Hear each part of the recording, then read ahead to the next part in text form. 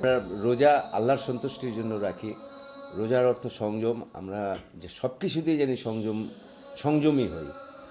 আর আমাদের যে এই ইফতারের যে কালচারটা, আমরা যে যেখানেই কাজ করি, আমরা সন্ধ্যার পরে বাসায় এসেই সাধারণত চেষ্টা করি যে ইফতারি করার জন্য।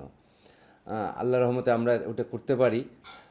আর রোজা আমাদের আমাদের শুধু রোজা শুধু না না খেয়ে থাকাই নয়, রোজা আমাদেরকে অনেক কিছু সংযম রাখে। আমাদের ঝগড়া বিবাদ থেকে শুধু করে আত্মশুদ্ধি রাখে, আমাদের চিন্তা চেতনা বদল করে। পরিবারের জন্য, নিজের জন্য যতটুকু সামর্থ্য কিনেছি।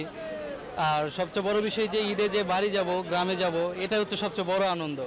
বাবা মার সঙ্গে একসঙ্গে ঈদ করব, নিজের চেনা পরিচিত মানুষজন সকলের সঙ্গে ঈদ করব, এটাই সবচেয়ে বড় আনন্দ। আমার কাছে মনে হয় এবার ঈদের আনন্দটা অনেক বেশি, কারণ এবার আমরা একটা দূষণমুক্ত বাংলাদেশে ঈদ করছি বহু বছর পরে, এবং স্বাধীন দেশে আমরা ঈদ করছি। এটা কিন্তু স্বাধীন দেশের প্রথম ঈদ। হ্যাঁ, তো আমি তাই মনে করি যে এখন মানুষের মধ্যে একটা অন্যরকম আনন্দ বিরাজ করছে, এবং তারা খুব স্বাচ্ছন্দ্যে কেনাকাটা করছে। দাম অনেক রিজনেবল, অনেক নাগালের ভিতরে আমরা জিনিসপত্র পাচ্ছি, এটা অবশ্যই একটা পজিটিভ দিক।